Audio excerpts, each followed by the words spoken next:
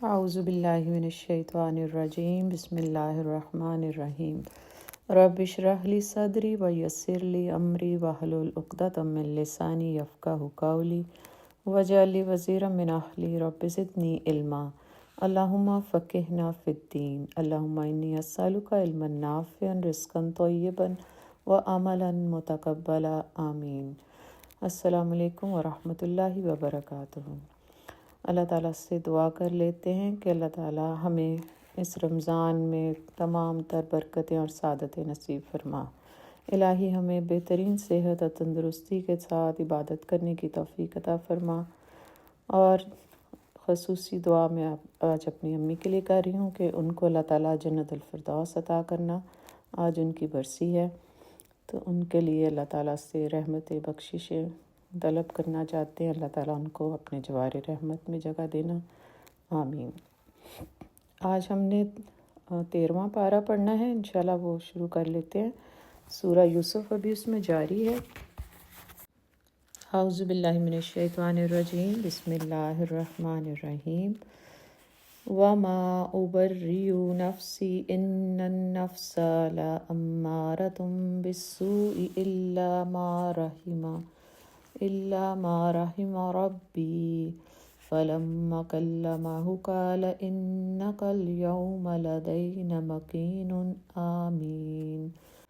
میں کچھ اپنے نفس کی برات نہیں کر رہا ہوں، نفس تو بدی پر اکساتا ہی ہے، الا یہ کہ کسی پر میرے رب کی رحمت ہو، بے شک میرا رب بڑا غفور الرحیم ہے۔ بادشاہ نے کہا انہیں میرے پاس لاؤ تاکہ میں ان کو اپنے لیے مخصوص کر لوں۔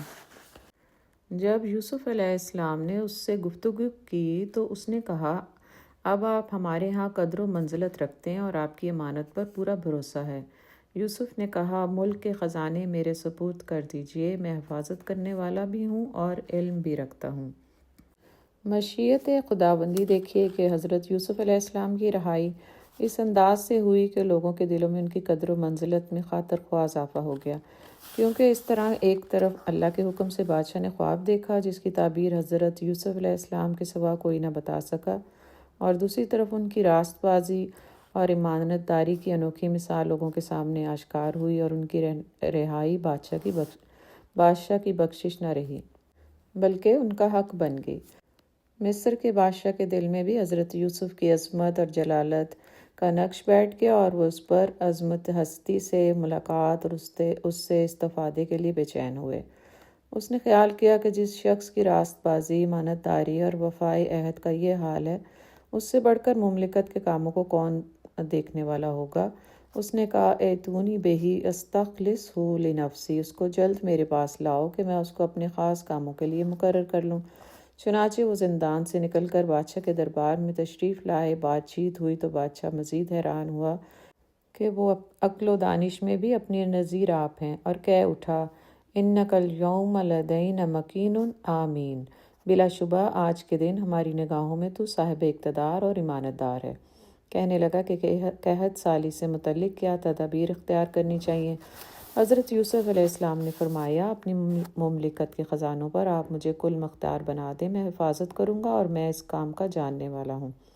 آپ نے لوگوں کی بہتری کے لیے اپنی خدمت پیش کی، آپ کے مقابلے میں اور کوئی آدمی نہ تھا جو اس کام کو خوش اسلوبی سے کر سکتا۔ چنانچہ بادشاہ نے آپ کو تمام مملکت کا حکمران اور شاہی خزانوں کی کنجیاں دے کر مختار عام بنا دیا۔ غرض حضرت یوسف علیہ السلام نے وہ تمام تدابیر شروع کر دیں جو خواب کے 14 سال کے اندر مفید ہو سکتی تھی، تاکہ تمام لوگ قحط سالی کے ایام میں بھوک اور پریشانی سے محفوظ رہیں۔ حضرت یوسف کے پیش نظر اس طرح اس حکمرانی کو حاصل کرنے کی اصل غرض و غایت یہی تھی کہ آپ توحید کی دعوت اور اللہ کے احکامات کو مؤثر انداز میں لوگوں کے سامنے پیش کر سکیں۔ اس سے یہ بات بھی سامنے آتی ہے کہ جب داعی حق کو کوئی ایسا موقع یا منصب مل رہا ہو جس کے ذریعے سے وہ اپنی دعوت زیادہ بہتر اور مؤثر انداز سے لوگوں کو پیش کر سکے اور وہ اس کی صلاحیت بھی رکھتا ہو، تو اسے ضرور اس سے فائدہ اٹھانا چاہیے۔ جب قحط سالی کا دور شروع ہوا تو مصر اور اس کے قرب و جوار کے علاقوں اور کنعان میں خاندان یعقوب بھی اس سے محفوظ نہ رہ سکے۔ چنانچہ حضرت یعقوب نے صاحبزادوں سے کہا عزیز مصر نے اعلان کیا ہے کہ اس کے پاس غلہ محفوظ ہے، تم سب جاؤ اور غلہ خرید کر لاؤ۔ اب باپ کے حکم پر کنانی قافلہ عزیز مصر سے غلہ لینے پہنچا۔ جب وہ دربار میں پہنچے تو یوسف علیہ السلام نے ان کو پہچان لیا، کیونکہ ان کی ساری ادائیں، رنگ ڈھنگ، بول چال ان کی جانی پہچانی تھی، البتہ وہ یوسف کو نہ پہچان سکے۔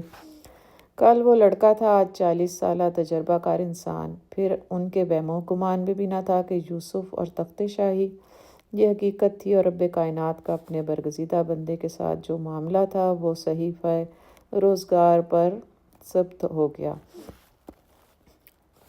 حضرت یوسف علیہ السلام نے والد حقیقی، بھائی اور گھر کے حالات معلوم کیے، اور ان کی خوب مہمانداری بھی کی، اور ان کی حسب منشا غلہ بھی ان کو بھر دیا، اور یہ بھی کہہ دیا کہ سخت قحط ہے اور تمہیں دوبارہ غلہ لینے کے لیے آنا پڑے گا۔ آپ نے اپنے آپ کو مصلحت کے تحت اس وقت ظاہر نہ کیا، چونکہ وہ اپنے باپ اور بھائی بنیامین جو ان کے ساتھ نہیں آئے تھے اس کے لیے بھی غلہ لینے آئے تھے۔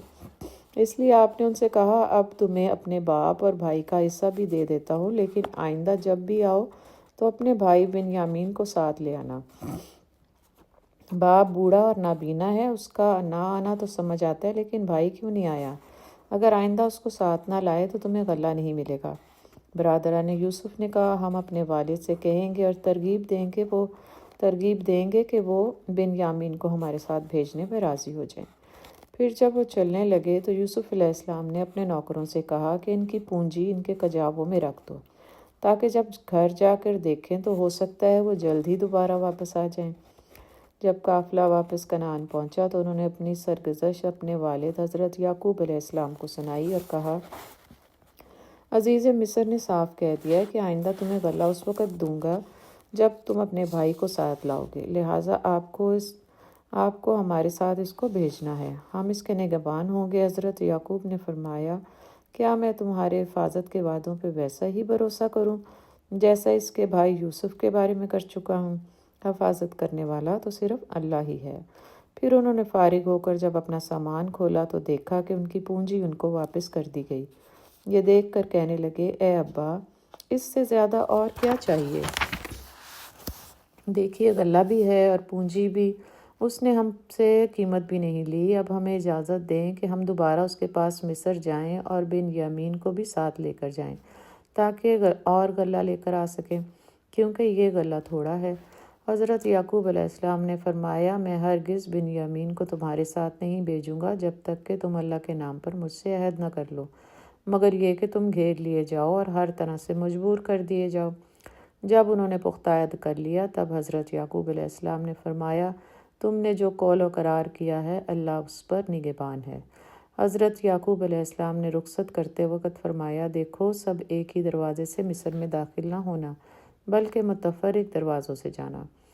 حضرت یعقوب علیہ السلام نے یہ نصیحت اس لیے فرمائی کہ قحط کا زمانہ تھا اور اس زمانے میں چوری اور لوٹ مار وغیرہ کا امکان بھی بڑھ گیا تھا، اور شہر میں سیکورٹی کا بھی معمولی اہتمام بھی کیا جاتا ہے۔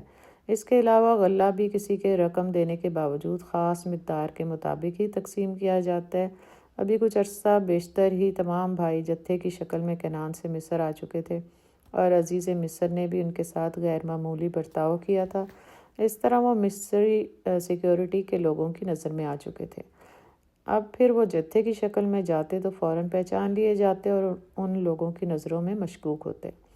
عین ممکن ہے لوٹ مار کے الزام میں یا حد سے زیادہ غلہ لے جانے کی پاداش میں دھر لیے جاتے۔ اس لیے حضرت یعقوب علیہ السلام نے ان کو یہ تدبیر بتائی تاکہ وہ محفوظ رہیں، لیکن ساتھ ہی یہ بھی فرما دیا کہ میں تمہیں کسی ایسی بات سے نہیں بچا سکتا جو اللہ کے حکم سے ہونے والی ہو۔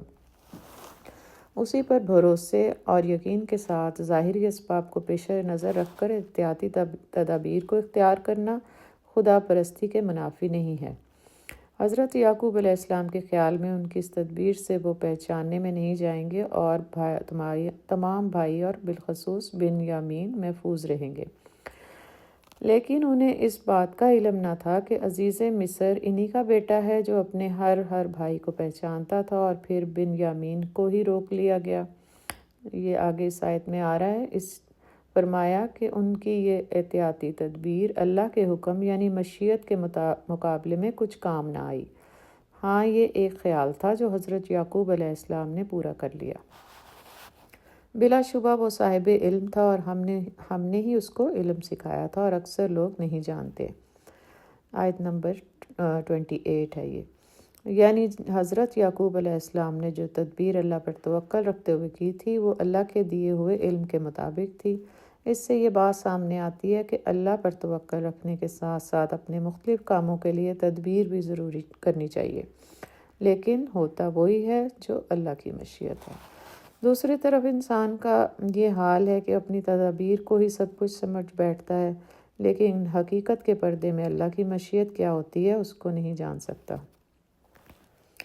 جب اس کی تدابیر کے نتائج اس کے منشا کے برعکس نکلتے ہیں تو مایوس ہو بیٹھتا ہے۔ دراصل جو بات اللہ کے علم اور ارادے میں ہوتی ہے وہ اس کے بندوں کی بہتری کے لیے ہی ہوتی ہے۔ آدمی کسی بات کے فوری نتائج کو سامنے رکھتا ہے اور اپنی کوششوں کے جلد برآور نہ ہونے سے یہ مایوس ہو جاتا ہے، حالانکہ بظاہر اپنی کوشش کا وقتی طور پر کوئی نتیجہ نہ نکلے تو مستقبل کے پردے میں اللہ نے اس کے لیے بہت کچھ اور اس کی توقعات سے بھی زیادہ خوش آئند حالات پوشیدہ رکھے ہوتے ہیں۔ حضرت یوسف علیہ السلام کے ساتھ جو حالات و واقعات گزرے ظاہری طور پر ان کے لیے تکلیف دہ تھے، لیکن ان کا انجام اللہ کی مشیت اور ارادے کے مطابق ان کی بلندی اور ان کے ستانے والوں کی پستی پر منتہج ہوا۔ حضرت یوسف علیہ السلام نے اپنے بھائی بنیامین کو اپنے پاس رکھا اور اس پر بھید ظاہر کر دیا کہ میں تمہارا بھائی ہوں۔ بڑے بھائیوں نے ہمارے ساتھ جو بدسلوکی کی ہے اس سے رنجیدہ نہ ہو، جبکہ باقی بھائیوں کے سامنے آپ نے اپنے آپ کو مصلحت کے تحت ظاہر نہ کیا۔ حضرت یوسف علیہ السلام اپنے حقیقی بھائی بنیامین کو دیگر ستیلے بھائیوں کی بدسلوکی سے بچانا چاہتے تھے، لیکن اس وقت اس کو سب کے سامنے اپنا بھائی ظاہر کرنا خلاف مصلحت تھا اور بغیر کسی وجہ کے اس کو اپنے پاس نہیں رکھ سکتے تھے۔ بادشاہ مصر کے قانون میں اس کی گنجائش نہ تھی، اس لیے جب کنعانی قافلہ روانہ ہونے لگا تو حضرت یوسف علیہ السلام نے اپنے بھائی کو اپنے پاس رکھنے کی یہ تدبیر کی کہ اس کے گلے میں خفیہ طریقے سے اپنا ایک قیمتی پیالہ رکھ دیا۔ محل کے محافظوں نے جب ایک پیالہ غائب پایا تو ان کا شبہ کنعانی قافلے پر ہوا۔ وہ قافلے والوں کے پاس گئے اور کہا، ٹھہرو، تم چور ہو۔ یوسف علیہ السلام کے بھائیوں نے جب یہ پکار سنی تو کہا، تمہاری کیا چیز گم ہو گئی ہے؟ انہوں نے کہا، بادشاہی محل کے سامان سے ایک قیمتی پیالہ گم ہے۔ محافظوں کے سردار نے کہا، جو اس کے متعلق بتائے گا اسے ایک شتر کے برابر غلہ ملے گا، اور میں اس بات کا ضامن ہوں۔ برادران یوسف نے کہا، خدا کی قسم، ہم مصر میں فساد اور شرارت کے لیے نہیں آئے اور ہمیں چوری کی قطعاً عادت نہیں۔ حضرت یوسف شریعت ابراہیمی کے مطابق جانتے تھے کہ جس کے پاس سے کوئی مسروقہ سامان نکلے اس کو 1 سال کے لیے اس سامان کا مالک اپنا غلام بنا کر رکھ سکتا ہے، لیکن مصر کا قانون یہ نہیں تھا۔ اللہ تعالیٰ نے حضرت یوسف کی کیسے مدد کی، جس کے بارے میں فرمایا، کذالک کدنا لیوسف، یعنی اس طرح ہم نے یوسف کے لیے تدبیر کی۔ ایک طرف یہ تدبیر سجائی اور دوسری طرف پہرے داروں کے سردار کے منہ سے وہ بات نکلوائی، جس کے بعد حضرت یوسف کے لیے بنیامین کو اپنے پاس رکھنے کی خود بخود سبیل پیدا ہو گئی۔ چنانچہ شاہی کارکنوں نے کہا، یہ پیالہ جس سامان سے برآمد ہوا تو اس کی کیا سزا ہے؟ انہوں نے جواب میں کہا کہ جس کے پاس سے وہ نکلے وہ اس کے بدلے میں اس کے مالک کی غلامی کرے گا۔ بظاہر اس تدبیر سے آپ کو یہ موقع ملا کہ آپ کے دربار میں آپ کے وہی بھائی جنہوں نے آپ کو ستایا تھا آج چوری کے الزام میں حاضر ہوں، اور بنیامین کے سلسلے میں انہوں نے جو عہد اپنے باپ سے کیا تھا وہ بھی پورا نہ ہوا، اور بعد میں ان کو ندامت ہو اور وہ توبہ کریں۔ قافلے والوں کو حضرت یوسف کے سامنے پیش کیا گیا، پھر انہوں نے پہلے دیگر بھائیوں کا سامان دیکھا، پھر بنیامین کا، اور اس میں سے پیالہ نکل آیا۔ اس طرح بنیامین کو روکنے کا جواز پیدا ہو گیا، اور روکنا بھی شریعت ابراہیمی کے مطابق یہ تھا۔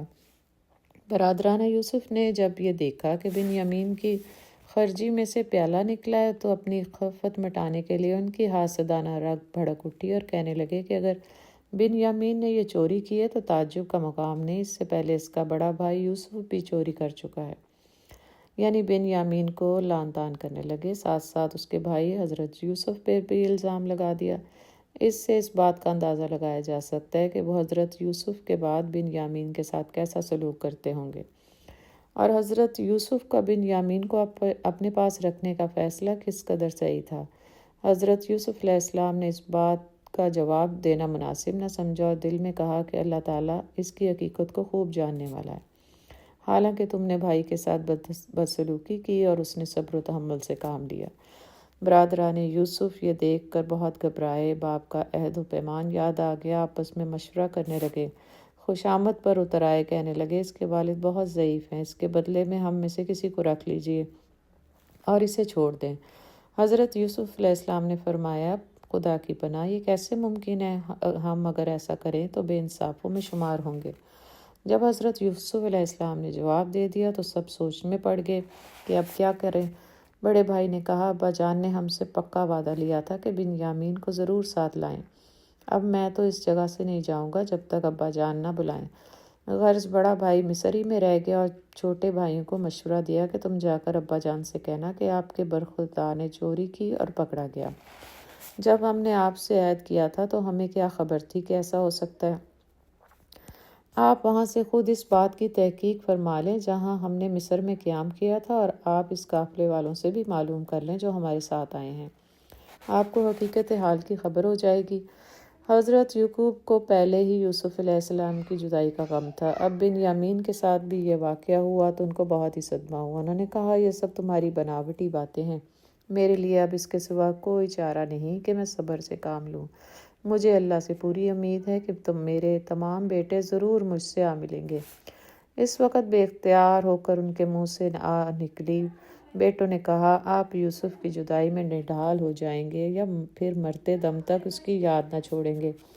حضرت یعقوب نے فرمایا میں اللہ عز و جل کے سوا کسی سے شکایت نہیں کرتا، میں صرف اسی کے سامنے اپنے دکھ کی کہانی پیش کرتا ہوں اور اسی سے امید رکھتا ہوں کہ ہم سب کی پھر ملاقات ہو جائے گی۔ اللہ نے مجھے وہ کچھ بتایا ہے جو تمہیں معلوم نہیں، تم پھر واپس جاؤ اور یوسف اور اس کے بھائی کا پتہ لگاؤ۔ یوسف علیہ السلام کے بھائی دوبارہ مصر پہنچے اور اپنے گھر والوں کی حالت زار عزیز مصر حضرت یوسف کے سامنے بیان کی۔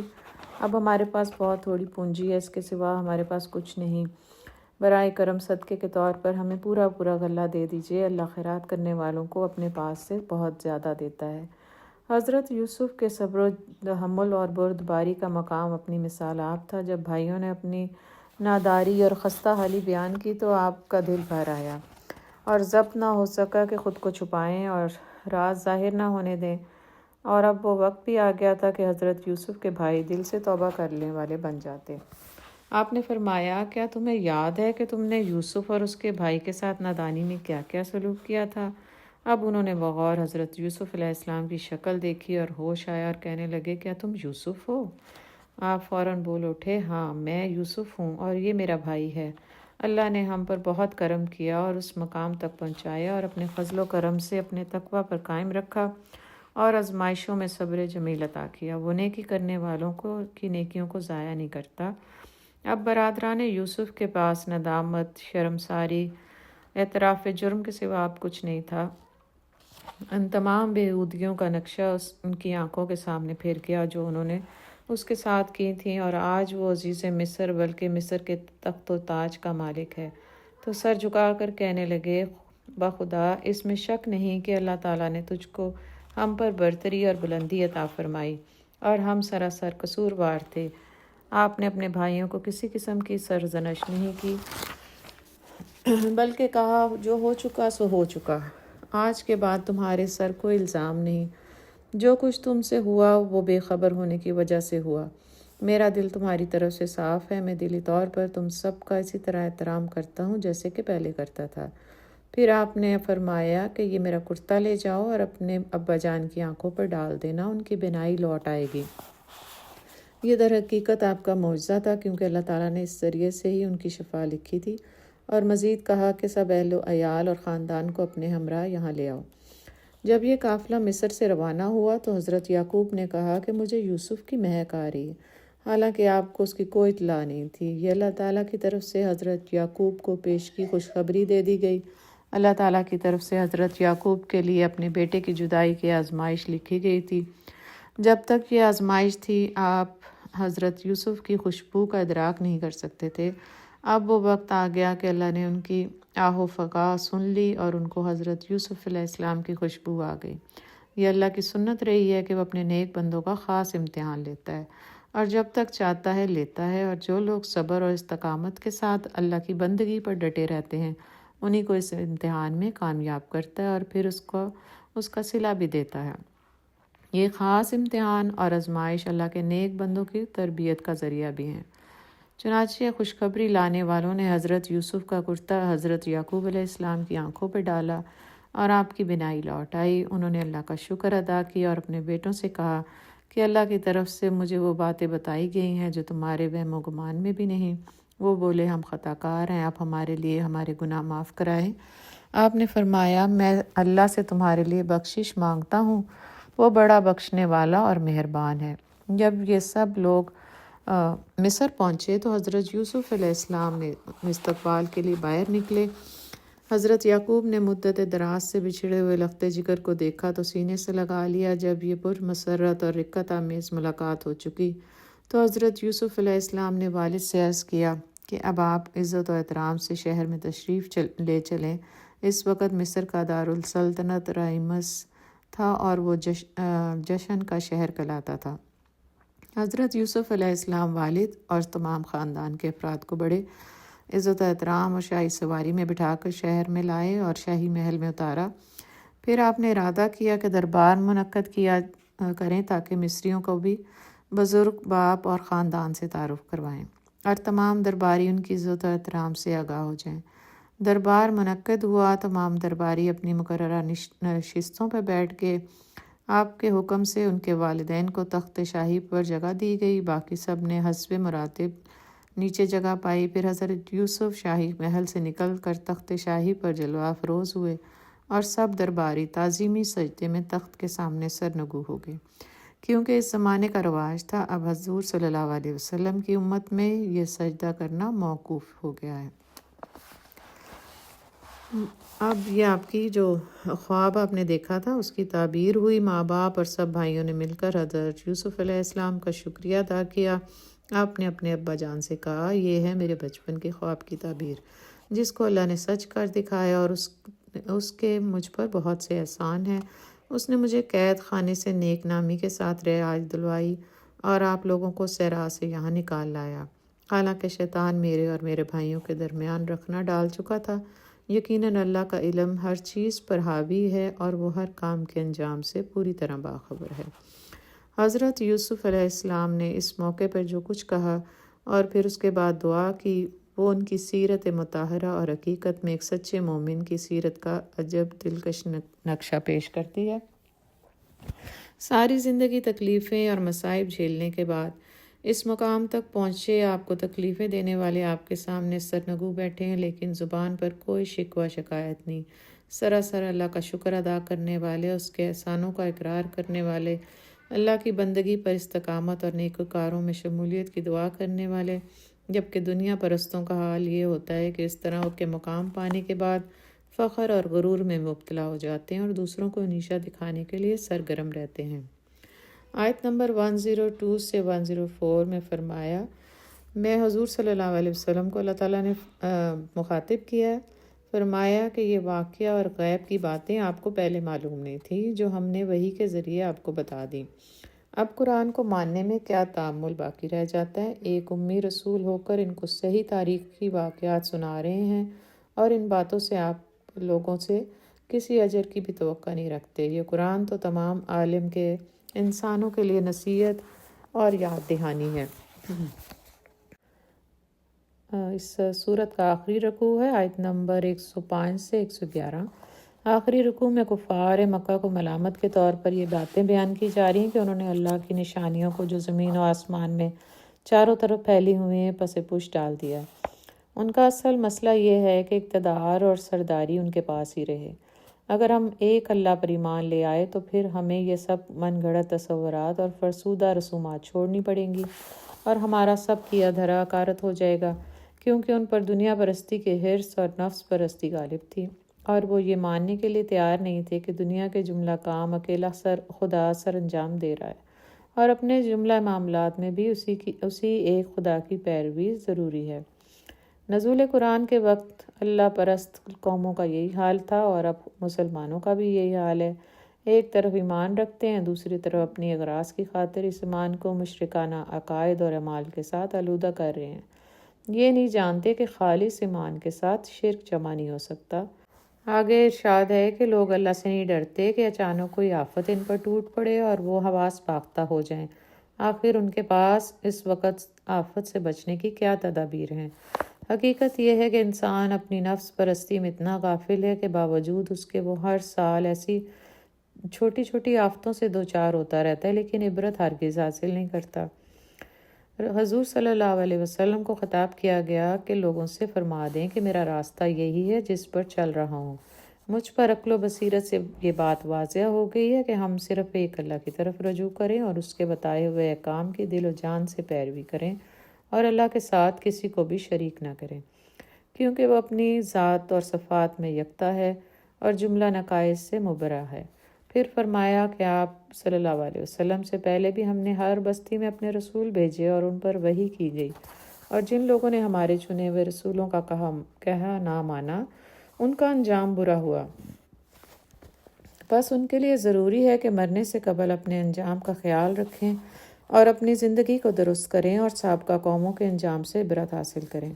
ہم نے ہمیشہ کی طرح مردوں کو ہی اس کام کے لیے منتخب کیا۔ ہر زمانے میں جب قوموں اور گروہوں نے رسولوں کو چھوڑ کر نامعقول حرکتیں کیں تو ان کو اللہ کی طرف سے مہلت ملی۔ وہ اس سے یہ سمجھتے ہیں کہ جو ہم کر رہے ہیں وہ ٹھیک ہے اور گناہوں میں مگن ہوتے رہے، لیکن جب وہ انتہا پر پہنچ جاتے ہیں تو پھر ہم اپنے رسولوں کی مدد کرتے ہیں، ان کو اور ان کے ساتھیوں کو بچا لیتے ہیں اور مجرموں اور نافرمانوں کو تباہ و برباد کر دیتے ہیں۔ آخری آیت میں فرمایا کہ پہلے لوگوں کے حالات اس لیے سنائے جا رہے ہیں کہ لوگ عبرت حاصل کریں۔ یہ گھڑی ہوئی کہانیاں نہیں ہیں۔ جن لوگوں نے برے کام کیے وہ اپنے انجام کو پہنچے، اللہ کا عذاب ان پر نازل ہوا۔ یہ قرآن پہلے لوگوں کے انجام کی تصدیق کرتا ہے اور ہر چیز کی تفصیل سے آنے والوں کو آگاہ کرتا ہے، اچھی اور بری بات کھول کر بیان کرتا ہے۔ جو اس کی باتوں کو دل و جان سے مانیں گے انہیں سیدھا راستہ مل جائے گا اور اللہ کی ہدایت اور رحمت ان کو اپنے گھیرے میں لے لے گی اور وہ کامیاب ہو جائیں گے۔ سورہ الرعد۔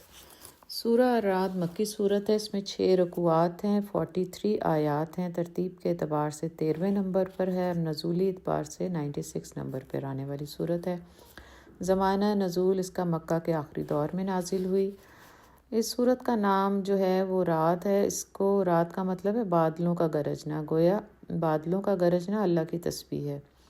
سورہ الرعد کا مضمون جو ہے وہ عقیدہ توحید، عقیدہ رسالت اور عقیدہ آخرت پر بنیادی طور پر اس کی بات ہوئی ہے، اور یہی اکثر مکی صورتوں کا مضمون ہے۔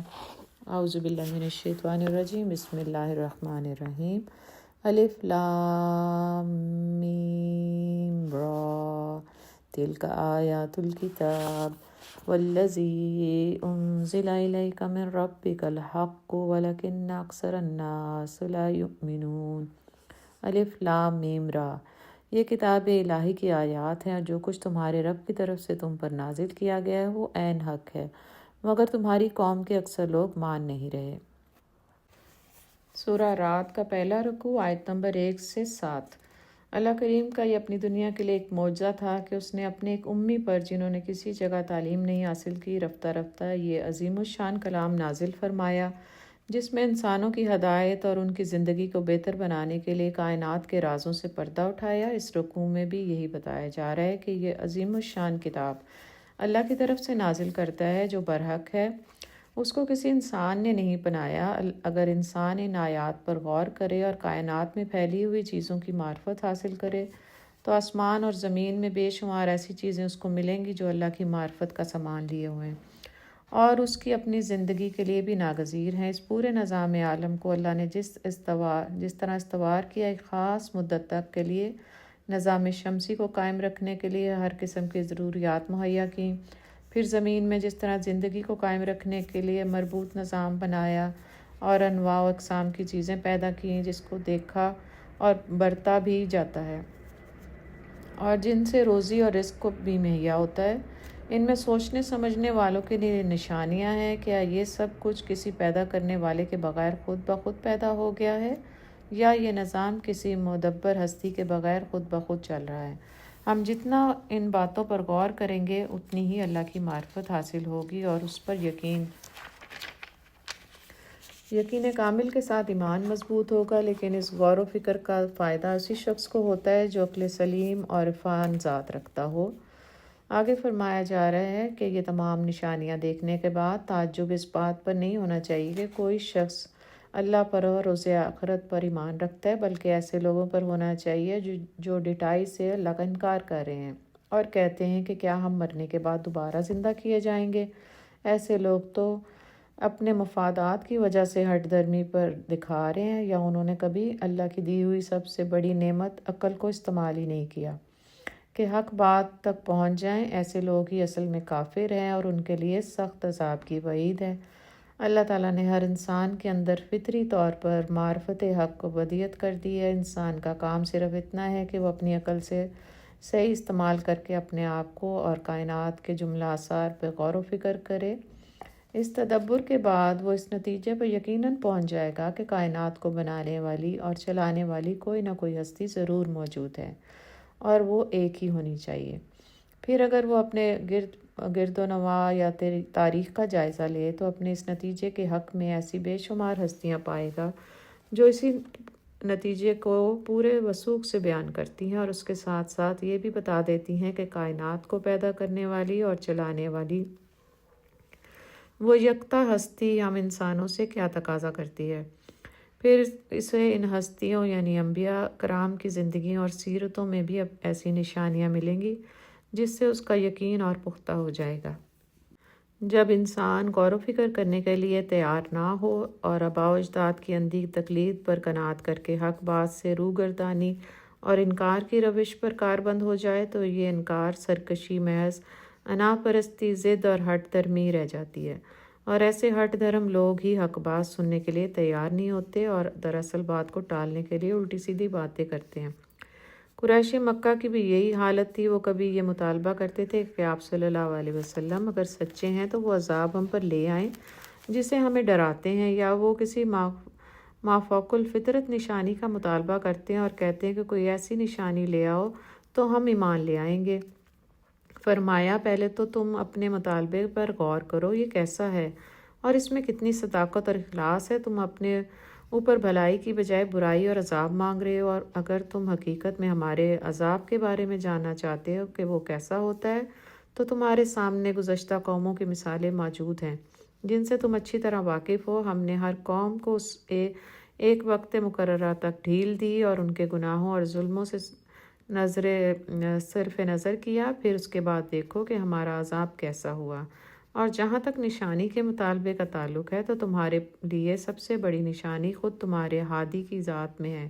جس طرح گزشتہ قوموں کے حالات سے تم جانتے ہو کہ ہر قوم میں ایک ہادی ہوتا تھا، اسی طرح تمہاری قوم کی طرف محمد صلی اللہ علیہ وسلم ہادی ہیں اور ان کی ساری زندگی تمہارے سامنے ہے۔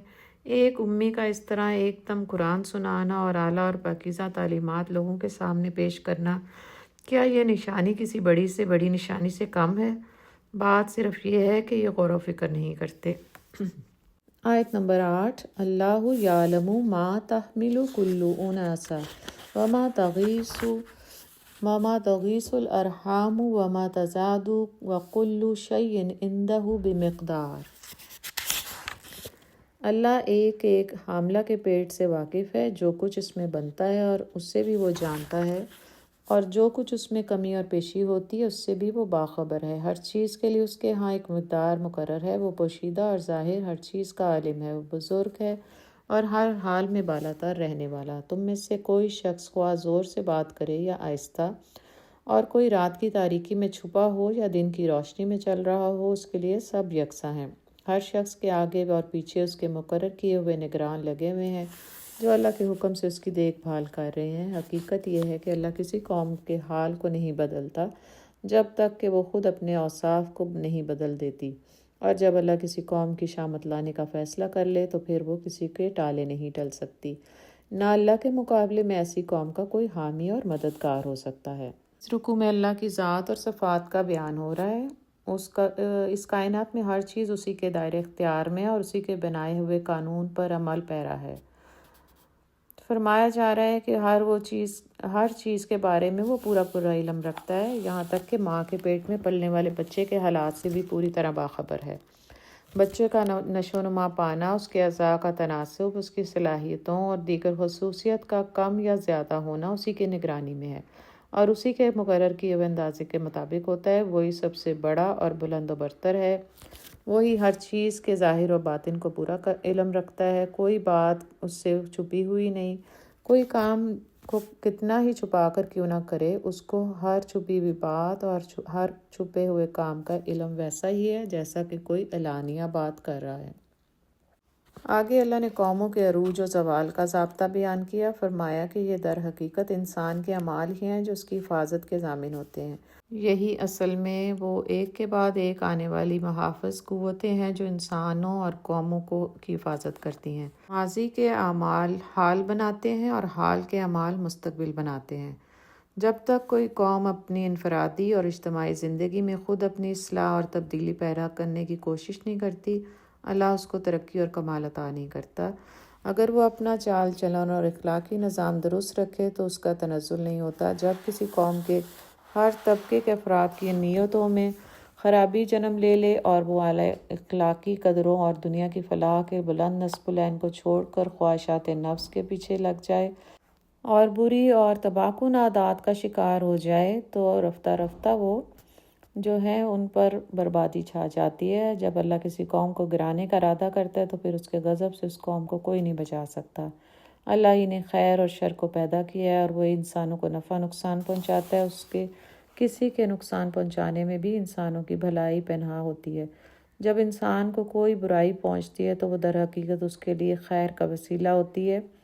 اس حقیقت کو یہاں ایک مثال کے ذریعے فرمایا جا رہا ہے کہ جب بجلی کڑکتی ہے تو تمہارے دلوں پر اس کی دہشت طاری ہو جاتی ہے اور اس سے کبھی نقصان بھی پہنچ جاتا ہے، لیکن بجلی کڑکنے سے اور بھاری بھاری بادلوں کے بننے اور آنے سے تمہیں میگھ کی امید ہوتی ہے، یعنی بارش کی، کہ اس سے انسانوں کے لیے بڑے فوائد ہیں۔ پھر بے وقوف انسان تو بادلوں کی گرج چمک سے خوف زدہ ہو رہتا ہے اور طرح طرح کے گمان کرتا ہے، لیکن حقیقت میں یہ بادل گرج گرج کر اللہ کی تسبیح و تحمید کرتے ہیں اور فرشتے بھی اس کے ساتھ خوف سے اور اس کی تسبیح کرتے ہیں۔ پھر اللہ ہی جہاں چاہتا ہے بجلی گراتا ہے، لیکن انسان ان تمام حقیقتوں سے بے خبر ہے اور بے پرواہ ہو کر غفلت کا شکار ہے اور اللہ کی ذات و صفات کے بارے میں جھگڑتا ہے، اللہ کے رسولوں کا کہا نہیں مانتا اور اپنے من مانے نظریات کے پیچھے بھاگا چلا جاتا ہے۔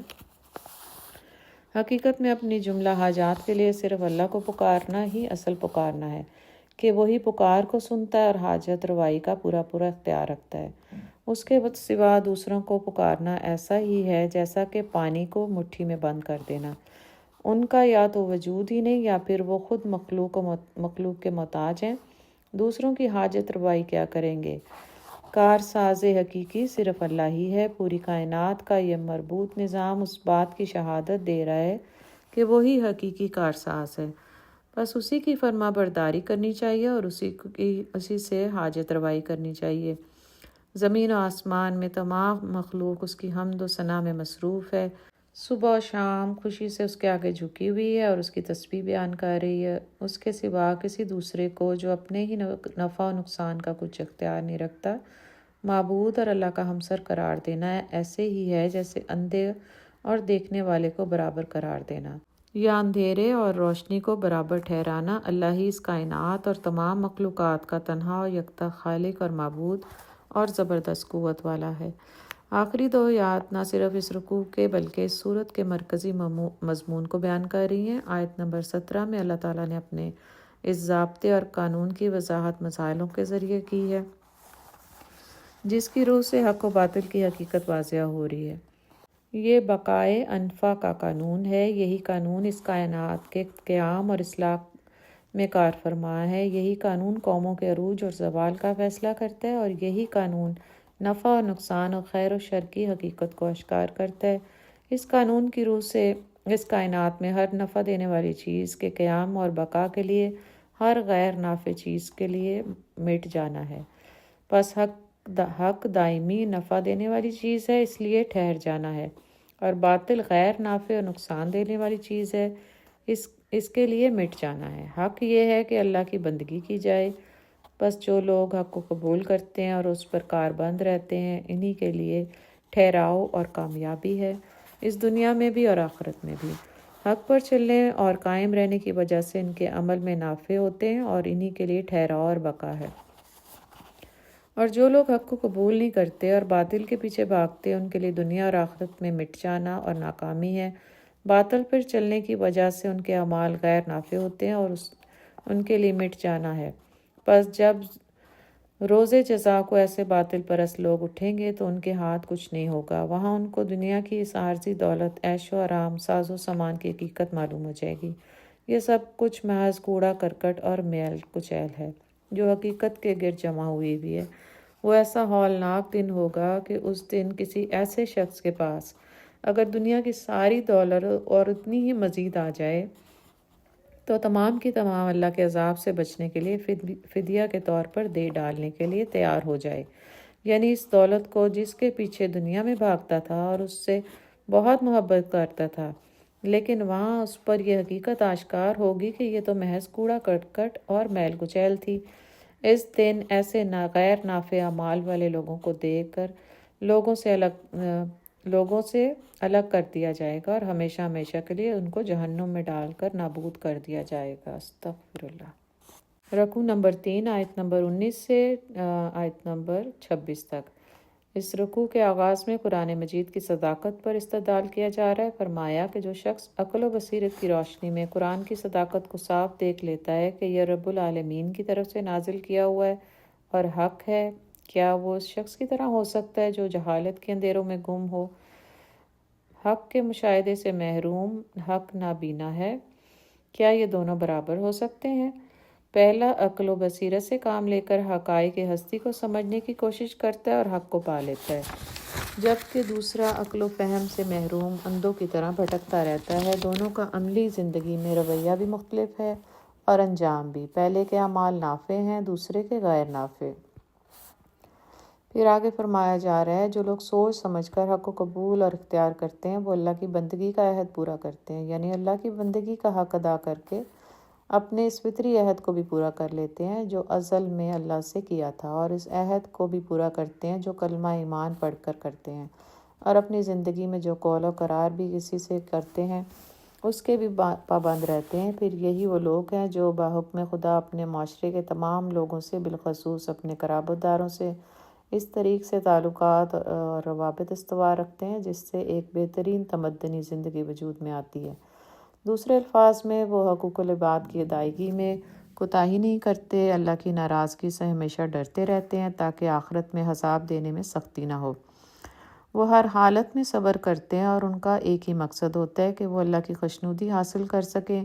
وہ ہمیشہ نماز کو قائم رکھتے ہیں کہ ان کی اصلاح اور تربیت کا ذریعہ ہے، اور اللہ نے جو کچھ انہیں عطا کیا ہے اس میں سے اس کی راہ میں پوشیدہ اور ظاہر خرچ کرتے ہیں، یعنی انفاق فی سبیل اللہ، کہ ان سے ان کے نفس کی تطہیر ہو، اور وہ برائیوں کو نیکیوں سے رفع کرتے ہیں، یعنی وہ نیک عملی کا ایک ایسا نمونہ لوگوں کے سامنے رکھتے ہیں اور نیکی کی اس طرح اشاعت کرتے ہیں کہ لوگ نیکی کی طرف کھینچے چلے آتے ہیں، اور برائیاں مٹتی چلی جاتی ہیں، اور وہ لوگوں کی طرف سے کی جانے والی برائیوں اور ناانصافیوں کے مقابلے میں ہمیشہ نیکی اور انصاف ہی کرتے ہیں۔ یہی لوگ نافع ہیں۔ ایسے ہی لوگوں کا انجام بہترین ہے، ان کا ابدی ٹھکانہ جنتیں ہیں۔ وہ اپنے جیسے نیک اور صالح رشتہ داروں کے ہمراہ ہمیشہ ہمیشہ کے لیے جنتوں میں رہیں گے۔ اللہم اجعلنا فیہم۔ اللہ تعالیٰ ہمیں بھی جنتوں میں رکھنا، اور فرشتے ہر طرف سے ان کے پاس آئیں گے اور اس کامیابی پر انہیں مبارکباد دیں گے اور سلام پیش کریں گے، کیونکہ ان لوگوں نے دنیا کی زندگی کی آزمائش میں راہ حق کو اختیار کیا، اور پھر اس راہ میں جو بھی مشکلات اور مصائب آئے ان پر صبر اور استقامت اور خوشی سے برداشت کیا۔ یہ جنت کا گھر کیا خوب ٹھکانہ ہے۔ لیکن جو لوگ حق سے منہ موڑ لیتے ہیں اور اندھے بنے رہتے ہیں، وہ اللہ سے کیے ہوئے اپنے ازلی عہد کو بھی پامال کرتے ہیں اور اپنی عملی زندگی میں بھی اپنے قول و قرار سے پھرتے ہیں۔ پھر ان کا رویہ معاشرتی اور تمدنی زندگی میں ایسا ہوتا ہے کہ دوسروں کے حق مارتے رہتے ہیں اور فساد فی الارض کے مرتکب ہیں۔ ایسے لوگوں کا مقصد صرف اپنی خواہشات نفس کی تکمیل ہوتی ہے، اور یہی لوگ غیر نافع ہیں، اور ان لوگوں کے لیے دنیا اور آخرت میں لعنت ہے اور ان کا انجام بھی برا ہے۔ ان کا ابدی ٹھکانہ جہنم ہے، جہاں وہ ہمیشہ ہمیشہ کے لیے رہیں گے، دکھ اور رنج کے سوا وہاں کچھ نہیں پائیں گے۔ آیت نمبر 26 میں فرمایا، اس دنیا کی زندگی کے لیے اللہ کے ہاں کسی کی خوشحالی یا تنگ دستی اس بات کی علامت نہیں کہ خوشحال اللہ کا مقبول بندہ ہے اور بدحال مردود۔ اللہ نے دنیا کے جاہ و منصب اور مال و دولت کے لیے ایک الگ ضابطہ بنایا ہے۔ وہ جس کو چاہتا ہے بہت رزق دیتا ہے، جس کو چاہتا ہے نپا تلا دیتا ہے۔ اس سے مقصود لوگوں کی آزمائش ہے۔ زیادہ دولت ہمیشہ زیادہ آزمائش کا ذریعہ ہے، اور آخرت میں اس کا حساب بھی بہت سخت ہوگا۔ اللہم حاسبنا حسابا یسیرا، اللہ تعالی ہم سے آسان حساب لینا۔ جو لوگ اس دنیا میں دولت پا کر خوش ہوتے ہیں وہ غلط فہمی میں مبتلا ہیں، کیونکہ یہ دنیا کی زندگی تو آخرت کے مقابلے میں بہت تھوڑی سی ہے۔ دنیا میں صرف اتنا ہی اچھا ہے جس سے انسان آسانی سے زندگی بسر کر سکے اور اپنی ضروریات پوری کرتا رہے۔ اصل چیز آخرت کے دائمی گھر کے لیے تیاری کرنا ہے، تاکہ وہاں اللہ کی خوشنودی اور ابدی راحت نصیب ہو۔ اللہم انی اسألک الجنۃ الفردوس ونعوذ بک من النار۔ آیت نمبر 27، وَيَقُولُ الَّذِينَ كَفَرُوا لَوْلَا أُنزِلَ عَلَيْهِ آیَةٌ مِّن رَبِّهِ قُلْ إِنَّ اللَّهَ يُضِلُّ مَن يَشَاءُ وَيَهْدِي إِلَيْهِ مَنْ أَنَابَ۔ یہ لوگ جنہوں نے رسالت محمدی صلی اللہ علیہ وسلم کو ماننے سے انکار کر دیا، کہتے ہیں اس شخص پر اس کے رب کی طرف سے کوئی نشانی کیوں نہیں اتری؟ کہو اللہ جسے چاہتا ہے گمراہ کر دیتا ہے، اور وہ اپنی طرف آنے کا راستہ اسی کو دکھاتا ہے جو اس کی طرف رجوع کرتے ہیں۔ اس رکوع میں معجزہ طلب کرنے والوں کو شافی جواب دیا گیا ہے۔ جو لوگ معجزوں کے طالب ہوتے ہیں وہ کبھی بھی ایمان لا کر نہیں دیتے۔ ایک بات اگر ان کے سامنے آ جائے تو پھر ہٹ درمی کی بنا پر کسی دوسری بات کا مطالبہ شروع کر دیتے ہیں، حالانکہ کائنات ہستی میں بے شمار معجزات کار فرما ہیں۔ ایمان لانے والوں کے لیے کوئی بات بھی دلیل بن سکتی ہے۔ کافر کہتے تھے کہ کوئی نشانی کیوں نہیں اترتی؟ فرمایا آپ صلی اللہ علیہ وسلم ان لوگوں سے فرما دیں کہ اللہ تعالیٰ جسے چاہتا ہے گمراہ کر دیتا ہے یا ہدایت دیتا ہے۔ ہدایت انہی کو ملتی ہے جو ہدایت کے طالب ہوں گے اور جو اللہ کی طرف یکسوئی سے رجوع کرنے کا ارادہ رکھتے ہیں۔ جو اللہ کے ساتھ تعلق رکھتے ہیں ان کے دل اللہ کی یاد سے مطمئن رہتے ہیں۔ ایک مومن کا دل اللہ کی یاد میں اٹکا رہتا ہے جس سے اس کو اطمینان نصیب ہوتا ہے۔ ایسے ہی لوگوں کو دنیا اور آخرت کے اچھے انجام کی خوشخبری دے دو۔ پھر فرمایا پہلی امتوں کی طرح اس امت میں اللہ نے آپ صلی اللہ علیہ وسلم کو بھیجا تاکہ آپ اس امت کو قرآن سنائیں اور ان کو راہ ہدایت نصیب ہو، لیکن یہ کافر لوگ اپنی ذاتی اغراض کی وجہ سے اس کا انکار کر رہے ہیں۔ آپ ان سے فرما دیجئے کہ میرا کارساز اللہ کے سوا کوئی نہیں، وہی میرا حقیقی معبود ہے اور میرا بھروسہ اسی پر ہے۔ آیت نمبر 31 میں فرمایا اگر ہم چاہتے تو قرآن میں یہ تاثیر رکھ دیتے کہ اس سے پہاڑوں کو چلانے اور مردوں سے باتیں کرنے جیسے عجائبات دکھائے جا سکتے۔ سب کچھ اللہ کے اختیار میں ہے، لیکن ایسا کرنا مصلحت کے خلاف ہے، کیونکہ اس دنیا میں انسان کو بھیجنے کا مقصد اس کی آزمائش کرنا ہے، اور اس آزمائش میں یہ شامل ہے کہ انسان عقل و بصیرت سے کام لے کر راہ حق کو تلاش کرے اور پھر اس پر گامزن ہو جائے۔ راہ حق کو پانے والے اور اس پر چلنے والے مومنین اس حقیقت کا پوری طرح ادراک رکھتے ہیں، اور وہ یہ جانتے ہیں کہ یہ قرآن بجائے خود عجائبات میں سے ہے۔ یہ انسانوں کو راہ حق پر چلانے والا اور مردہ دلوں کو زندہ کرنے والا ہے۔ وہ یہ بھی جانتے ہیں کہ اگر اللہ چاہتا تو تمام انسانوں کو ہدایت کے راستے پہ چلا دیتا یا ضلالت کو پیدا ہی نہ کرتا۔ یہاں سب کچھ اللہ کی مشیت کے مطابق ہو رہا ہے۔ آخر میں فرمایا کہ کافروں کی کرتوتوں کی وجہ سے ان پر قیامت تک کوئی نہ کوئی آفت آتی رہے گی اور یہ امن اور چین سے نہیں رہ سکیں گے، اور پھر قیامت کو یہ اپنے اصلی انجام کو پہنچ جائیں گے۔ اللہ اپنے وعدے کی کبھی خلاف ورزی نہیں کرتا۔ اگلا رکوع آیت نمبر 32 سے 37۔ اس رکوع میں منکرین حق کے رویے کا تذکرہ ہے۔ فرمایا آپ صلی اللہ علیہ وسلم سے پہلے بھی کافروں نے انبیاء کے ساتھ ایسا ہی رویہ رکھا جیسا اب وہ آپ کے ساتھ رکھے ہوئے ہیں۔ پہلے بھی انبیاء کا مذاق اڑایا گیا، لیکن اللہ کا قانون ایسا ہے کہ وہ ایسے افراد کو مہلت عمل دیتا رہتا ہے، اور وہ ڈھیل اس لیے دیتا ہے کہ شاید وہ باز آ جائیں اور اپنے طرز عمل پر نظر ثانی کر لیں، لیکن اس کے باوجود بھی جب وہ اللہ کو چھوڑ کر اپنے خود ساختہ معبودوں کی پرستش پر قائم رہتے ہیں تو آخرکار تمام حجت کے بعد انہیں سخت عذاب میں پکڑ لیا گیا۔ اللہ کی ذات ایسی ہے کہ وہ ہر فرد کے اعمال کی نگرانی کرتا ہے، وہ ایک ایک شخص کے اعمال سے پوری طرح واقف ہے۔ کیا تمہارے یہ خود ساختہ معبود ایسا کر سکتے ہیں؟ کیا تمہارا علم زمین و آسمان کی تمام اشیاء کا احاطہ کر سکتا ہے؟ ظاہر ہے کہ نہیں۔ تو پھر تم اپنی عقل خام سے اللہ کے ساتھ دوسروں کو کیوں شریک کر رہے ہو؟ اسی دلیل کے لیے فرمایا کہ ذرا ان سے پوچھئے کہ وہ اپنے بنائے ہوئے معبودوں کے نام تو بتائیں، یعنی یہ تو بتاؤ کہ وہ کون ہیں اور تمہیں ان کے بارے میں کس نے اطلاع دی؟ کیا تم اپنے بنانے والے سے زیادہ علم رکھنے کے مدعی ہو یا اپنی بنائی ہوئی باتوں کی پیروی کر رہے ہو؟ حقیقت یہ ہے کہ یہ انسانوں کے اپنے مکر ہیں جو انہوں نے اپنی خواہشات نفس کی تکمیل کے لیے کی ہیں، اور یہ انسان کی فطرت ہے کہ وہ جب کوئی ہیلا کرتا ہے تو پھر اس کے لیے طرح طرح کی باتیں اور دلیلیں بگاڑ لیتا ہے۔ نتیجتاً اللہ کے قانون کی رو سے ان کے مکر و فریب ان کے لیے خوشنما بنائے جاتے ہیں، اور نہ صرف وہ خود راہ حق سے رکتے ہیں بلکہ دوسروں کو بھی گمراہ کرتے ہیں۔ آج اگر ہم مسلمان بھی اپنے گریبانوں میں جھانکیں تو کچھ لوگ ایسے نظر آئیں گے جو اپنی اغراض کے لیے مکر کرتے ہیں، اور جاہل مسلمان ان کے فریبوں میں پھنستے رہتے ہیں۔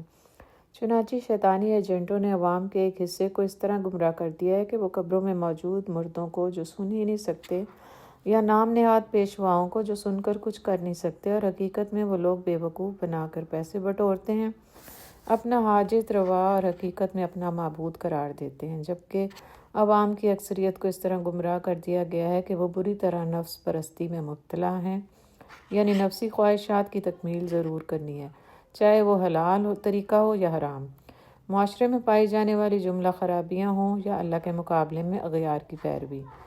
اب اسی نفس پرستی کی معبودیت کی وجہ سے ہے۔ اصل میں یہ سب خرابیاں قرآن سے دوری کی وجہ سے پیدا ہوئی ہیں۔ ایک جاہل شخص بآسانی اغوائے شیطان کا شکار ہوتا ہے۔ اگر نفسانی خواہشات کو قرآن و سنت کے تابع کر لیا جائے تو تمام معاملات کی اصلاح ہو جاتی ہے۔ اسی طرح کے گمراہ لوگ جو اپنی گمراہ کن باتوں کے لیے دلیلیں بھی گھڑتے ہیں، اللہ کے قانون کی روح سے ایسے بھٹکے ہیں کہ پھر ان کو ہدایت نصیب نہیں ہوتی۔ ان کے لیے دنیا میں بھی عذاب ہے اور آخرت میں بھی سخت عذاب ہوگا۔ باقی رہے اہل تقویٰ یعنی پرہیزگار، اللہ کی سچی بندگی کرنے والے، جن سے جنت کا وعدہ کیا گیا، وہ سدا بہار پھولوں اور سایوں میں ہوں گے۔ جنت اور دوزخ کا صحیح تصور ہم دنیا میں نہیں کر سکتے۔ مثل وہ چیز ہے جو کسی چیز سے ملتی جلتی ہو۔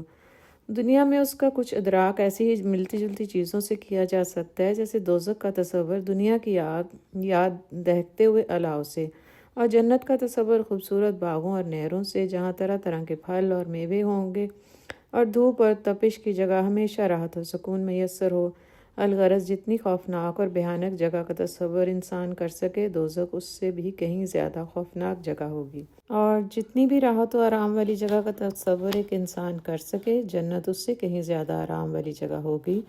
نزول قرآن کے وقت یہود و نصارہ میں سے جو لوگ نیک طبیعت تھے وہ قرآن سن کر فرحت محسوس کرتے تھے، کیونکہ اپنی کتب کی وجہ سے ان حقیقتوں سے واقف تھے، لیکن بعض ان میں سے قرآن کی باتیں ماننے کے لیے تیار نہ تھے، کیونکہ وہ اپنی دنیاوی مفادات چھوڑنا نہیں چاہتے تھے۔ رسول اللہ صلی اللہ علیہ وسلم سے فرمایا جا رہا ہے کہ حق کسی کی ذاتی یا قومی مفاد کے تابع نہیں ہوتا، وہ تمام نوع انسانی کے مفاد کو پیش نظر رکھتا ہے۔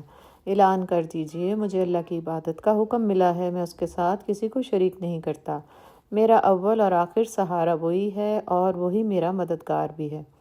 قرآن کے آنے کے بعد کسی کی خواہش کی پیروی کی تو پھر اللہ کے عذاب سے کوئی نہیں بچا سکے گا، کیونکہ اللہ کی مدد صرف اس کے ساتھ ہے جو اللہ کا مطیع و فرما بردار رہے اور اپنی یا اوروں کی خوشیوں کی پرواہ نہ کرے۔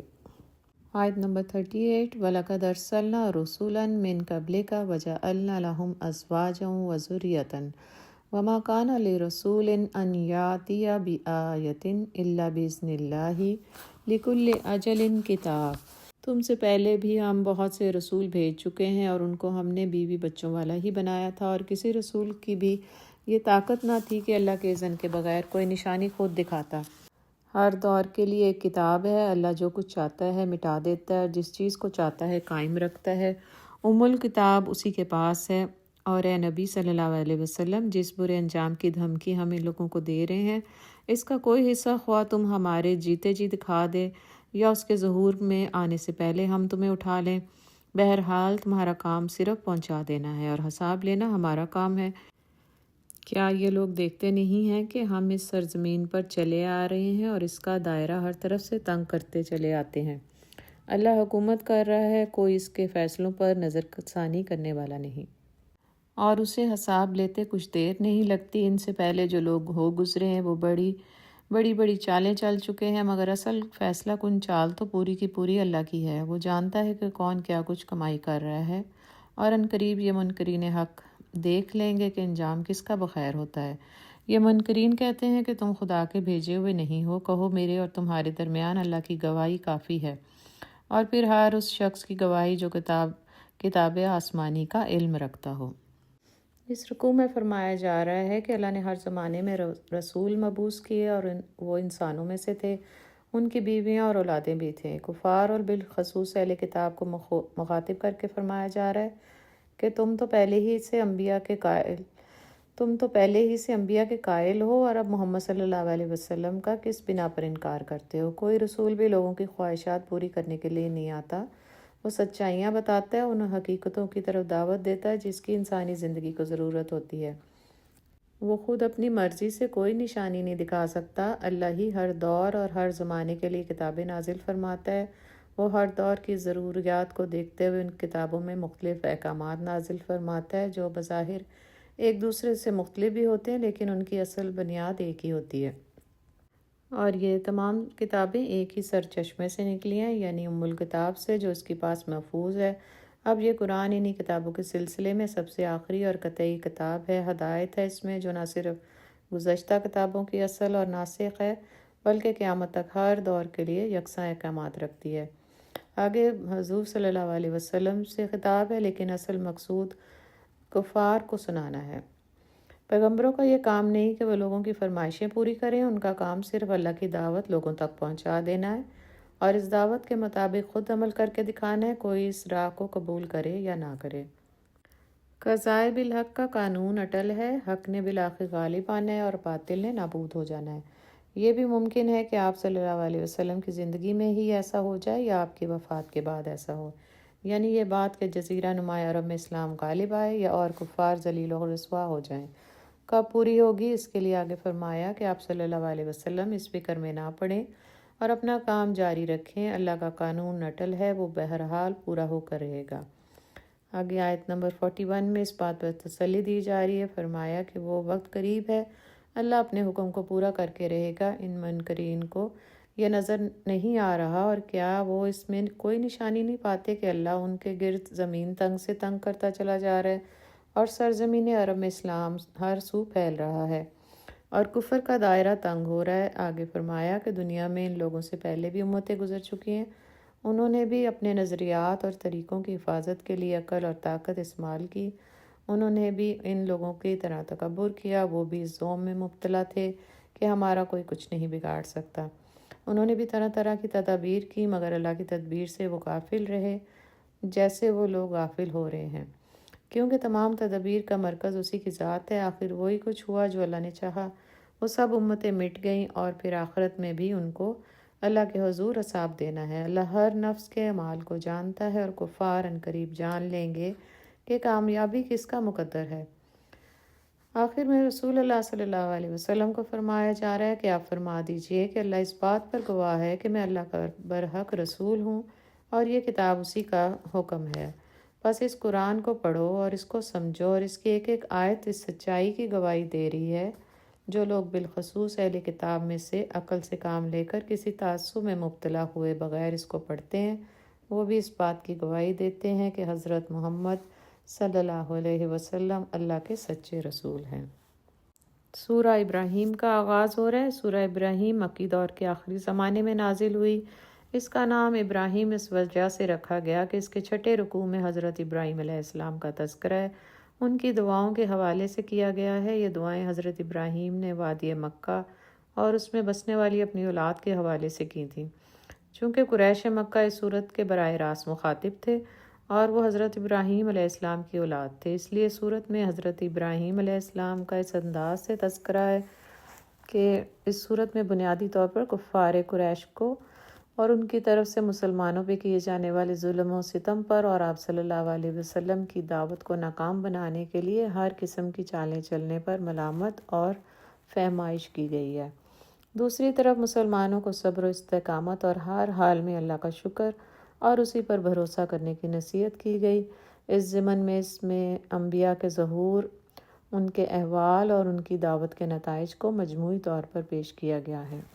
اعوذ باللہ من الشیطان الرجیم، بسم اللہ الرحمن الرحیم۔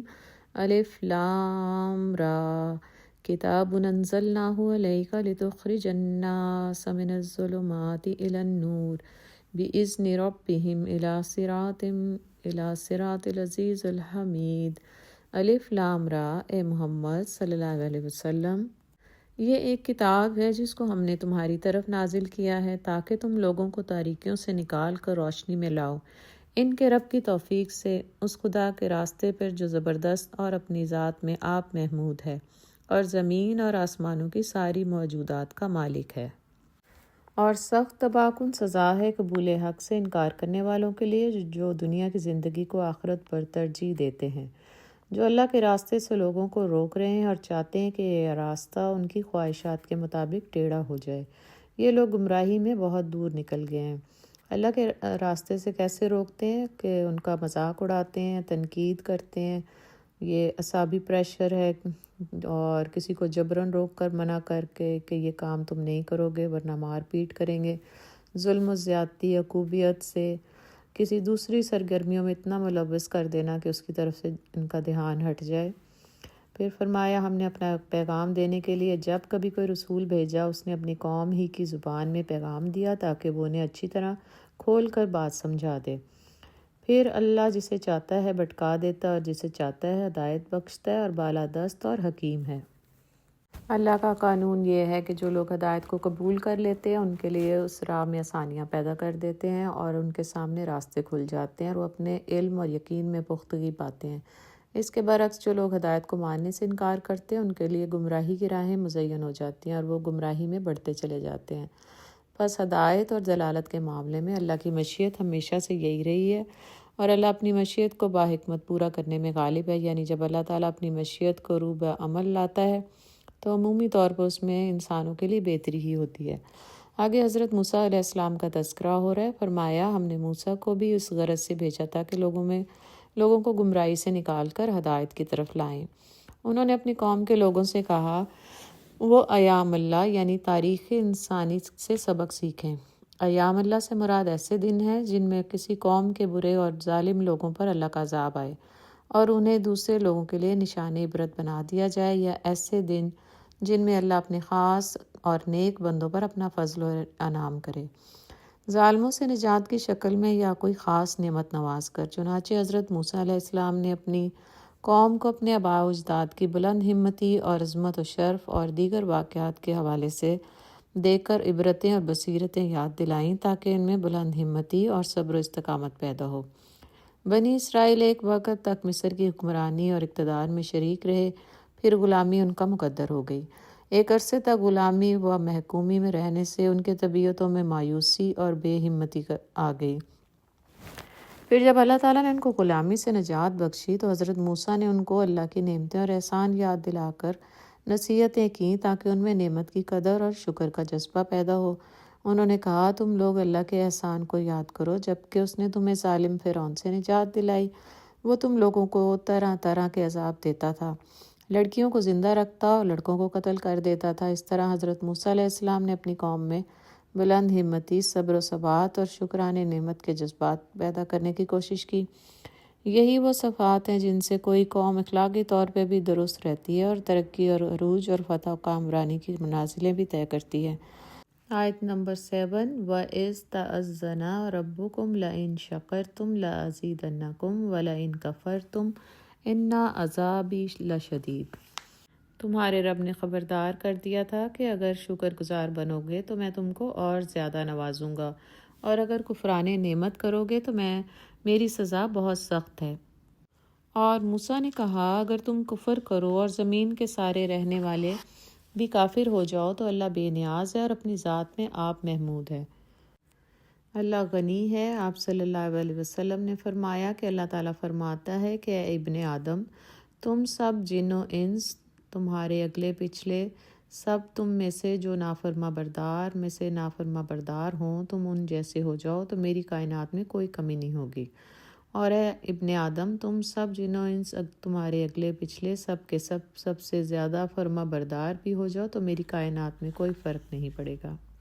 حضرت موسیٰ علیہ السلام نے بنی اسرائیل سے کہا کہ اللہ نے تم پر احسان فرمایا، تمہیں انسانوں کی امامت کا منصب عطا کیا، لہٰذا تم پر فرض عائد ہوتا ہے کہ اپنے محسن کا اپنے قول و عمل سے شکر ادا کرو۔ اگر تم شکر کرو گے تو وہ تمہیں اور زیادہ نعمتیں عطا کرے گا، اور اگر تم نے ناشکری کی روش اختیار کی تو پھر اس کا عذاب بھی سخت ہے۔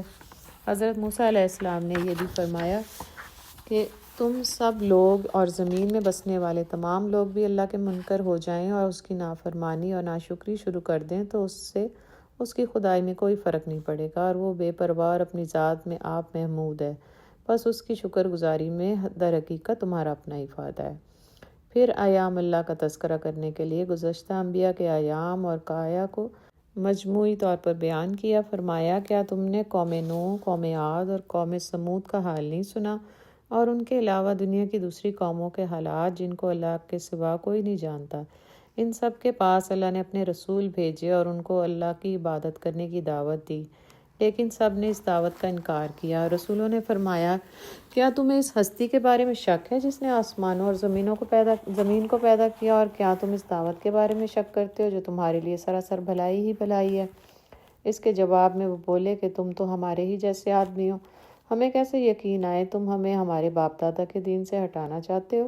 اگر تم سچے ہو تو اپنی سچائی کے لیے کوئی واضح دلیل پیش کرو۔ اس پر رسولوں نے فرمایا کہ یہ بات درست ہے کہ ہم تمہارے ہی جیسے انسان ہیں، لیکن کوئی معجزہ دکھانا تو اللہ کے اختیار میں ہے، اس کی توفیق کے بغیر یہ ممکن نہیں۔ ہمارا بھروسہ اللہ پر ہے، اور ہم اس ذات پر بھروسہ کیوں نہ کریں جس نے ہمیں سیدھی راہ دکھائی اور جو زندگی کی مختلف راہوں میں ہماری رہنمائی کرتی ہے۔ ہم تمہاری مخالفت اور تمہاری طرف سے پہنچنے والی تکالیف کے مقابلے میں صبر کریں گے اور اسی ذات پر پورا بھروسہ رکھیں گے۔ اس سے یہ چیز سامنے آئی کہ تمام قوموں نے اپنے انبیاء کی دعوتوں کو اپنی ضد اور ہٹ دھرمی کی بنا پر رد کیا، اور انبیاء نے ان کے مقابلے میں ہمیشہ صبر و ثبات اور توکل علی اللہ کیا۔ اگلا رکوع آیت نمبر 13 سے 21۔ اس رکوع کی شروع کی آیات کا سلسلہ بیان گزشتہ رکوع سے پیوستہ ہے۔ جب انسانی گروہ اپنے مقصد وجود سے منحرف ہو کر سری گمراہی میں مبتلا ہوئے اور انہوں نے اس دنیا کی زندگی اور اس کے جملہ وسائل کو ہی سب کچھ سمجھ لیا، اسی وقت اللہ نے ان کو سمجھانے اور ڈرانے کے لیے اپنے رسول بھیجے جو انہیں واعظ و نصیحت اور تنبیہ کرتے رہے اور اس عارضی زندگی کی حقیقت واضح کرتے رہے، لیکن ہمیشہ ان رسولوں کی مخالفت کی گئی، اور اس مخالفت میں مترفین اور صاحب اقتدار طبقہ پیش رہا، اور کسی بھی قوم یا معاشرے میں مؤثر ترین طبقہ یہی ہوتا ہے اور عوام انہی کے زیر اثر ہوتے ہیں۔ اس طبقے کے لیے اپنی جملہ اغراض کی وجہ سے اپنے طرز زندگی کو چھوڑنا سب سے مشکل ہوتا ہے، چنانچہ انہی لوگوں نے اپنے پیغمبروں سے کہا، ہم تمہیں کیا ہر وقت اپنے طریقے پر چلانے کے لیے کہتے رہتے ہیں؟ تم ہمارے طریقوں کو اختیار کر لو، نہیں تو ہم تمہیں اس بستی سے نکال دیں گے۔ اس طرح جب ان کی ضد اور ہٹ دھرمی کی وجہ سے ان کی ہدایت یافتہ ہونے کی امید باقی نہیں رہتی تو اللہ اپنے رسولوں کو آگاہ کر دیتا ہے کہ ہم ظالموں کو ہلاک کر دیں گے اور ان کی جگہ تمہیں آباد کریں گے، یعنی ان کی تدبیر انہی پر الٹ دی جائے گی اور وہی خائب و خاسر ہو کر ہلاک ہو جائیں گے، اس بستی سے نابود ہو جائیں گے۔ اور ہمیشہ ایسا ہی ہوا، جب پیغمبروں نے فتح چاہی ان کے دشمنوں نے منہ کی کھائی۔ دوسرے الفاظ میں، جب بھی کافروں نے جلدی مچائی اور اپنے خلاف فیصلہ چاہا تو اللہ نے یوں فیصلہ صادر کیا کہ دشمنان حق کو دنیا میں ناکام بنا کر نیست و نابود کر دیا، اور آخرت میں جہنم کا دائمی عذاب بھی ان کا منتظر ہے۔ وہاں ان کو بدترین غذائیں دی جائیں گی جو زبردستی حلق سے اتارنے کی کوشش کریں گے، مگر وہ مشکل سے ہی اتریں گی، اور موت ان کو ہر طرف سے گھیرے ہوگی، لیکن وہ مر نہیں سکیں گے۔ اپنے پروردگار کی ناشکری اور کفر کرنے والوں کے اعمال کی مثال راکھ کے ڈھیر کی طرح ہوتی ہے کہ زور سے ہوا چلے اور اسے اڑا لے جائے۔ کفار کے اعمال غیر نافع ہونے کی وجہ سے راکھ کی طرح بے وزن ہوتے ہیں۔ جس طرح ہوا میں راکھ منتشر ہو جاتی ہے، اسی طرح کفار اور ناشکرے لوگوں کے بے وزن اعمال اس دنیا میں تباہ و برباد ہو کر منتشر اور نابود ہو جاتے ہیں۔ روز جزا کو جب اٹھیں گے تو ان کے پلے کچھ نہیں ہوگا۔ اللہم وقنا عذاب النار۔ آیت 19 میں تخلیق بالحق سے استدلال کیا گیا ہے۔ فرمایا، کیا تم اس کائنات میں یہ نہیں دیکھتے کہ ہر چیز کسی خاص مقصد اور مصلحت کے تحت تخلیق کی گئی ہے اور وہ ایک خاص ضابطے کے تحت عمل میں مصروف ہے؟ پھر تم نے یہ کیسے گمان کر لیا کہ انسان کا وجود بغیر کسی مقصد اور ضابطے کے ہے؟ انسان جو اس کائنات کی سب سے اعلیٰ اور اشرف مخلوق ہے، بیکار اور عبث بنایا گیا ہے؟ اگر تم اپنے بنانے والے کی ناشکری اور کفر کی روش پر چلو گے تو وہ تمہاری جگہ دوسروں کو لے آئے گا، اور یہ اس کے لیے کچھ بھی مشکل نہیں۔ آیت نمبر 21 سے قیامت کا منظر پیش کیا جا رہا ہے۔ اس میں اس حقیقت کو واضح کیا گیا ہے جس کے بارے میں ہم اوپر بھی پڑھ چکے ہیں کہ ہر قوم میں طاقتور اور صاحب اقتدار لوگوں کی تقلید کی جاتی ہے، اور یہی صاحب اقتدار طبقہ ہمیشہ سے گمراہ رہا۔ اللہ ماشاء اللہ، روز قیامت کمزور اور ضعیف لوگ دنیا کی سرکش اور متکبر سردار لوگوں سے کہیں گے کہ کسی طرح ہمیں سخت عذاب سے بچا لو، ہم تو دنیا میں تمہارے ہی پیروکار تھے۔ تو وہ کہیں گے کہ ہمارے پاس رسول آئے تھے، لیکن ہم نے ان کی بات پر توجہ نہیں دی اور ہمارے لیے گمراہی مزین ہو گئی۔ ہم خود بھی گمراہ ہوئے اور تم لوگوں کو بھی گمراہ کر دیا۔ اب شکوہ شکایت کا کوئی فائدہ نہیں۔ دنیا میں اگر ہم ہدایت کی راہ کو قبول کر لیتے تو اس مصیبت میں مبتلا نہ ہوتے۔ اب نجات کی کوئی صورت بھی نظر نہیں آتی۔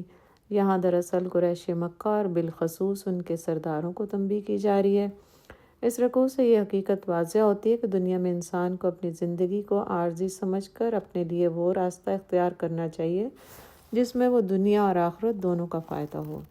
صرف ظاہری دنیا کے عیش و آرام اور خواہشوں کو مقصد حیات نہیں بنانا چاہیے۔ جگہ جی لگانے کی دنیا نہیں ہے، یہ عبرت کی جا ہے، تماشا نہیں ہے۔ آیت نمبر 22۔ وَقَالَ الشَّيْطَانُ لَمَّا قُضِيَ الْأَمْرُ إِنَّ اللَّهَ وَعَدَكُمْ وَعْدَ الْحَقِّ وَوَعَدتُّكُمْ فَأَخْلَفْتُكُمْ وَمَا كَانَ لِيَ عَلَيْكُمْ مِنْ سُلْطَانٍ إِلَّا أَنْ دَعَوْتُكُمْ فَاسْتَجَبْتُمْ لِي فَلَا تُلُومُونِي وَلُومُوا أَنفُسَكُمْ مَا أَنَا بِمُصْرِخِكُمْ وَمَا أَنْتُمْ بِمُصْرِخِي إِنِّي كَفَرْتُ بِمَا أَشْرَكْتُمُونِ مِنْ قَبْلُ إِنَّ الظَّالِمِينَ لَهُمْ عَذَابٌ أَلِيمٌ۔ اور جب فیصلہ چکا دیا جائے تو شیطان کہے گا، حقیقت یہ ہے کہ اللہ نے جو وعدے تم سے کیے تھے وہ سب سچے تھے، اور میں نے جتنے وعدے کیے ان میں سے کوئی بھی پورا نہ کیا۔ میرا تم پر کوئی زور نہ تھا، میں نے تو اس کے سوا کچھ نہیں کیا کہ اپنے راستے کی طرف تمہیں دعوت دی اور تم نے میری دعوت پر لبیک کہا۔ اب مجھے ملامت نہ کرو، اپنے آپ ہی کو ملامت کرو۔ یہاں نہ میں تمہاری فریاد رسی کر سکتا ہوں نہ تم میری۔ اس سے پہلے جو تم نے مجھے خدائی میں شریک بنا رکھا تھا میں اس سے بری الذمہ ہوں۔ ایسے ظالموں کے لیے تو دردناک سزا یقینی ہے۔ گزشتہ رکوع کی آخری آیت سے قیامت کا منظر چل رہا ہے۔ جب آخرت میں حساب کتاب کا کام مکمل ہو جائے گا تو شیطان اور اس کے ساتھی دوزخ میں ڈال دیے جائیں گے۔ اس وقت شیطان کہے گا، اللہ نے جو وعدہ کیا تھا وہ سچا تھا اور میرا وعدہ جھوٹا تھا۔ میں نے تمہیں برائیوں کی طرف دعوت دی، تم نے بغیر دلیل کے ان کو مان لیا اور میرے راستے پر چل نکلے، اور میں نے زبردستی تمہیں اپنے راستے پر نہیں ڈالا۔ تم اپنے اختیار سے خود ہی اس راستے پر چل رہے تھے۔ اب تم پر یہ حقیقت کھل چکی ہے۔ اب مجھے ملامت کرنے سے تمہیں کچھ حاصل نہیں ہوگا، اپنے آپ کو ہی ملامت کرو اس حال میں جب کہ جزا و سزا کا فیصلہ ہو چکا۔ نہ تو میں تمہاری فریاد رسی کر سکتا ہوں نہ تم میری۔ تم نے دنیا میں اللہ کے مقابلے میں میری پیروی کر کے مجھے اللہ کا شریک ٹھہرایا، تو یہ تم نے خود اپنی خواہشات نفس کے لیے کیا۔ میں اس سے بری الذمہ ہوں۔ شرک سب سے بڑا ظلم ہے، ظالموں کے لیے سب سے برا عذاب ہوگا۔ تم دیکھ رہے ہو کہ جن لوگوں نے ایمان کی دعوت پر لبیک کہا اور ایمان لے آئے ان کی جگہ جنت ہے، جہاں ان کا استقبال سلامتی کی دعا اور مبارک باد سے ہو رہا ہے۔ ان آیات سے یہ چیز سامنے آئی کہ اس دنیا میں تمام خرابیوں اور گمراہیوں کا موجب انسان کا ازلی دشمن شیطان ہے۔ بس انسان جب بھی اللہ کے احکامات کو سے پشت ڈال کر اپنے نفس یا دیگر نظریات اور احکامات کی پیروی کرتا ہے تو اصل میں شیطان کی پیروی کر رہا ہوتا ہے، اور اسی چیز کو یہاں شرک کہا گیا ہے کہ اس طرح در حقیقت انسان شیطان کی بندگی میں مصروف ہو جاتا ہے۔ آگے نیکی اور بدی کی مثال دی جا رہی ہے۔ کلمہ طیبہ نیک بات یا نیکی کی مثال اس اچھی نوعیت کے درخت کی سی ہے جس کی جڑیں بہت مضبوط اور گہری ہیں اور اس کی شاخیں آسمان کی بلندی کو چھو رہی ہیں، اور وہ ہر وقت پھلوں سے لدا رہتا ہے اور اس سے خوب فائدہ حاصل کیا جاتا ہے۔ کلمہ خبیثہ بری بات یا بدی کی مثال اس درخت کی سی ہے جو کہیں بھی ڈھنگ سے نہ اگ سکے، نہ اس کی جڑیں مستحکم ہیں، نہ اس کی شاخیں بلند ہیں، آسانی سے اکھاڑ کر پھینک دیا جائے اور اسے ذرا بھی قرار و ثبات نہ ہو۔ جو لوگ ایمان کی دولت اور توحید کی چاشنی رکھتے ہیں وہ کلمہ طیبہ کے درخت کی مانند ہیں۔ ان کی اس نعمت کی بدولت دنیا اور آخرت میں ثبات میسر ہوتا ہے اور وہ حیات طیبہ حاصل کرتے ہیں۔ اس کے برعکس مشرک جو ظالم ہیں، ان کی مثال کلمہ خبیثہ کے درخت کی طرح ہے۔ ان پر ہمیشہ اللہ کی پھٹکار رہتی ہے اور وہ دنیا اور آخرت میں ناکام رہیں گے۔ آیت نمبر 28 سے 34۔ اس رکوع میں اللہ تعالیٰ کفر کے پیشواؤں یعنی سرداران قریش کو متنبہ کر رہے ہیں کہ یہ لوگ اللہ کی نعمتیں پا کر ناقدری اور ناشکری کر رہے ہیں، اللہ کے ساتھ دوسروں کو شریک کرتے ہیں اور خود جس گمراہی میں مبتلا ہیں اپنی قوم کو بھی اسی راستے پہ لے جا کر جہنم کا ایندھن بنا رہے ہیں۔ فرمایا ان کو روک دو کہ تمہیں اللہ تعالیٰ نے سرداری اور پیشوائی دی اور تم پر انعام فرمایا، تم اس کا بدلہ یہ دیتے ہو کہ اپنی دنیاوی اغراض کے لیے تمام قوم کے لوگوں کو شرک میں ڈال رہے ہو۔ تو کچھ عرصہ فائدہ اٹھا لو، یہ دنیا کی زندگی قلیل ہے، پھر آخرت میں دائمی عذاب تمہارا منتظر ہے۔ حضور صلی اللہ علیہ وسلم سے فرمایا جا رہا ہے کہ آپ مومنین کو تلقین فرمائیں کہ وہ نماز قائم کریں اور جو کچھ میں نے ان کو رزق دے رکھا ہے اس میں سے میری راہ میں خرچ کریں، اس دن سے قبل کہ جس میں نہ کچھ دے دلا کر خلاصی ہوگی اور نہ ہی کسی کی دوستی کام آئے گی۔ یعنی مومنین کا رویہ بہرحال کفار سے مختلف ہونا چاہیے اور انہیں ہر حال میں اللہ کا شکر گزار بندہ بن کر زندگی بسر کرنی چاہیے۔ آگے فرمایا جا رہا ہے کہ اللہ کے انسان پر انعامات کیا کیا ہیں۔ اس نے آسمانوں اور زمین کو پیدا فرمایا اور زمین میں زندگی کو پانی کے ساتھ منسلک کیا۔ اب زمین میں زندگی کا وجود وہیں برقرار رہے گا جہاں پانی ہوگا، چنانچہ پوری زمین میں زندگی کو قائم رکھنے کے لیے اس نے بارش کا ایک زبردست اور مربوط نظام بنایا۔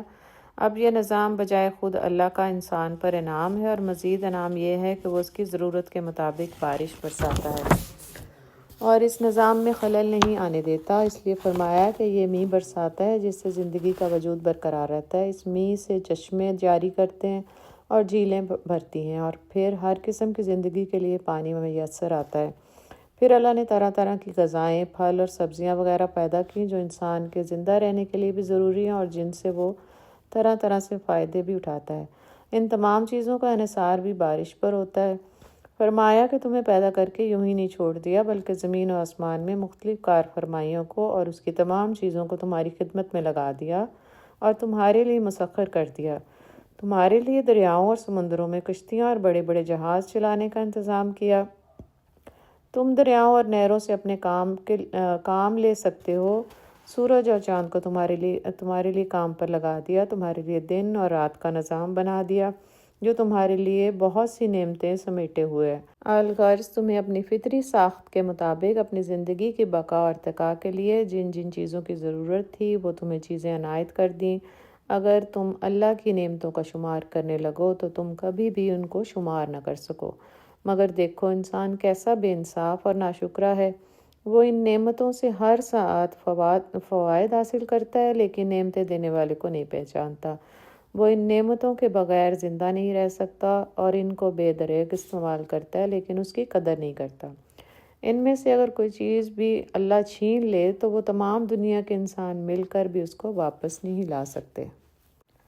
اگلا رکوع آیت نمبر 35 سے 41۔ اس رکوع میں حضرت ابراہیم کی ان دعاؤں کا تذکرہ ہے جو انہوں نے اپنی اولاد کو وادی غیر ذی زرع یعنی مکہ میں بیت اللہ کے قریب بساتے ہوئے کی۔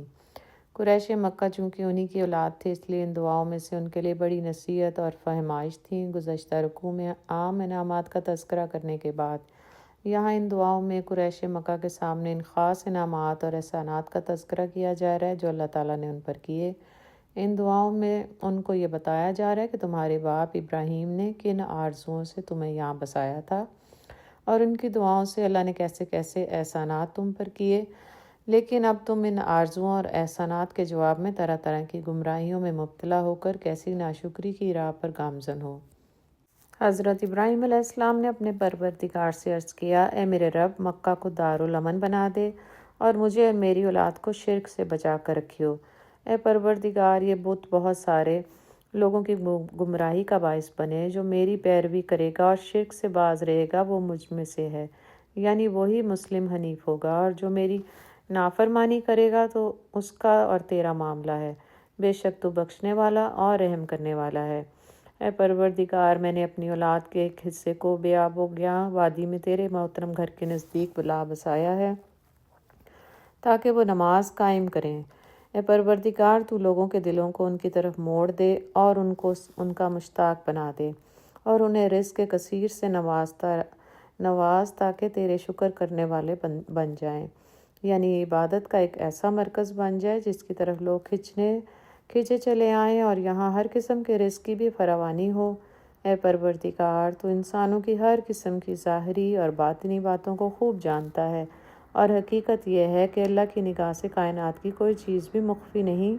تیرا شکر ہے کہ تو نے اس بڑھاپے کی عمر میں مجھے اسماعیل علیہ السلام اور اسحاق علیہ السلام جیسے فرزند عطا کیے۔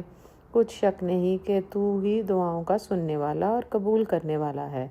اے میرے پروردگار، مجھے اور میری اولاد کو نماز کرنے والا بنا دے اور مجھے میرے والدین اور مومنوں کو اپنے خصوصی فضل سے بخش دے۔ رب اجعلنی مقیم الصلاۃ ومن ذریتی ربنا وتقبل دعا ربنا اغفر لی ولوالدی وللمؤمنین یوم یقوم الحساب۔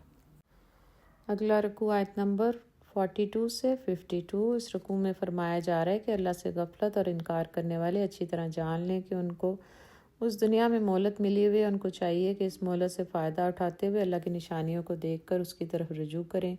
ہر انسان کی زندگی اس کے لیے مہلت عمل ہے۔ جیسے ہی وہ موت کے آغوش میں چلا جاتا ہے اس کی مہلت ختم ہوتی ہے، پھر اس کے سامنے قیامت کا منظر ہوگا۔ قیامت کا منظر ایسا ہولناک ہوگا کہ آنکھیں پتھرا کر رہ جائیں گی اور تمام لوگ سر اوپر اٹھائے دیوانہ وار دوڑتے چلے جا رہے ہوں گے، آنکھیں ٹکٹکی لگائے اوپر اٹھی رہ جائیں گی اور دل دہشت کے مارے اڑے جا رہے ہوں گے۔ آگے حضور صلی اللہ علیہ وسلم کے ذریعے لوگوں کو ڈرایا جا رہا ہے کہ اگر یہ سب لوگ اپنے اپنے خیالوں میں اسی طرح مست رہے اور ہٹ دھرمی دکھاتے رہے تو ایک دن اللہ کا عذاب سب کو پکڑ لے گا۔ اس وقت تم چلاؤ گے، اے رب، واقعی ہم نے دھوکہ کھایا، اب ہمیں دوبارہ مہلت دے دے۔ ہم وعدہ کرتے ہیں کہ تیرے احکام کی پیروی کریں گے اور تیرے رسولوں کا کہا مانیں گے۔ اللہ کا ارشاد ہوگا، تمہیں مہلت مل چکی، تم دنیا کو سب کچھ جان کر اس زندگی کے لیے ایسے مست ہوئے کہ موت کو بھول ہی گئے، اور کہتے تھے کہ ہماری یہ خوشحالی ہم سے کوئی چھین نہیں سکتا۔ وہ کون ہے جو ہمیں سرنگوں کر سکتا ہے؟ قیامت کے روز ان سے کہا جائے گا کہ دنیا میں تمہیں کام کرنے کی پوری آزادی تھی اور ہم نے تمہیں اپنے پیغمبروں کے ذریعے یہ بتا دیا تھا کہ اس مہلت کو غنیمت سمجھ کر اللہ اور رسولوں کے احکام کی پیروی کرو۔ ہم نے تمہیں پہلی قوموں کی مثالیں بھی دی تھیں اور ان کے قصے بھی سنا دیے تھے کہ انہوں نے ہمارے پیغمبروں کے خلاف کیسے کیسے منصوبے بنائے تھے اور کس طرح بڑی بڑی تدابیر کی تھی۔ انہوں نے اپنے من گھڑت قصے، کہانیوں اور اپنے جھوٹے نظریات کے ذریعے لوگوں کو گمراہ کرنے میں کوئی کسر نہ چھوڑی، لیکن اللہ جل شانہ کے سامنے ان کی کچھ نہ چل سکی اور فتح ہمیشہ ہمارے پیغمبروں کی ہوئی۔ پھر فرمایا، اے انسان، یہ خیال مت کرنا کہ اللہ نے جو وعدے اپنے رسولوں سے کیے ہیں وہ ان کو پورا نہیں کرے گا۔ وہ دن جلد آنے والا ہے جب یہ زمین نہ رہے گی اور نہ آسمان یہ آسمان رہے گا، یعنی سب کچھ بدل جائے گا۔ اس دن مجرم لوگوں کو زنجیروں میں جکڑ کر آگ میں ڈال دیا جائے گا، گندک کا لباس ان کے جسم پر ہوگا اور ان کا سارا جسم آگ کی لپٹ میں ہوگا۔ اس دن ہر شخص اپنے اعمال کے مطابق بدلہ پائے گا۔ فرمایا، یہ قرآن اس لیے نازل کیا گیا کہ انسان اللہ کی طرف سے اس کے منشا کے مطابق رجوع کر سکے اور وہ اچھی طرح اس کے قانون مجازات کو سمجھ لے۔ اور اللہ کا منشا یہ ہے کہ انسان ہر قسم کے شرک کی نجاستوں سے پاک صاف ہو کر صرف ایک اللہ کے سامنے سر تسلیم خم کر دے۔ حقیقت یہ ہے کہ قرآن کی باتوں سے وہی لوگ فائدہ اٹھاتے ہیں جو اللہ کی دی ہوئی عقل سے صحیح کام لے کر سیدھی راہ چلتے ہیں۔ اللہ سبحانہ تعالیٰ یہ قرآن جو ہر چیز کی تصدیق اور تفصیل ہے، اس کو ہمارے لیے ایمان کا ذریعہ بنا دے، ہمارے لیے ہدایت اور رحمت کا وسیلہ بنا۔ اللہ ہمیں پختہ ایمان نصیب کر۔ اللہ تعالیٰ اپنی پہچان، اپنا برہان، اپنا فرقان اور اپنا قرآن ہمیں عطا کر۔ اللہ ہمیں ہر تکلیف میں یہ یاد رکھنے کی توفیق عطا فرما کہ تو سمیع، بصیر، علیم اور خبیر ہے۔ اللہ تعالیٰ ہماری عبادات میں حسن عطا فرما، ہمارے اخلاق میں حسن عطا فرما، ہمارے معاملات میں حسن عطا فرما، ہمیں اپنا محسن بنا، مومن اور مسلم بنا دے۔ اللہ ہمیں اپنے محسنوں کے احسانات کے اعتراف کرنے کی توفیق عطا فرما۔ الہی ہمیں ذاکر زبان اور شاکر دل عطا کر، گناہوں سے استغفار کرنے والا بنا، دین کے معاون بنا۔ اللہم اجعلنا صبورا وجعلنا شکورا، اور دین کے مددگار اہل خانہ عطا فرما۔ رب اغفر وارحم وانت خیر الراحمین۔ اللہم الہمنی رشدی واعذنی من شرور انفسنا۔ ربنا لا تزغ قلوبنا بعد اذ ہدیتنا وہب لنا من لدنک رحمہ انک انت الوہاب۔ اللہ ہمیں مہلت عمل میں ہوش میں آنے والا، ایمان کے جوش میں اپنی تربیت اور تزکیہ کرنے والا خوش نصیب بنا دے۔ آمین یا رب العالمین۔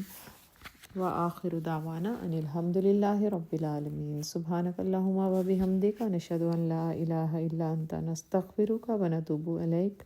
سبحان ربک رب العزت عما یصفون، والسلام علی المرسلین، والحمد للہ رب العالمین۔ آمین ثم آمین۔ السلام علیکم ورحمۃ اللہ وبرکاتہ۔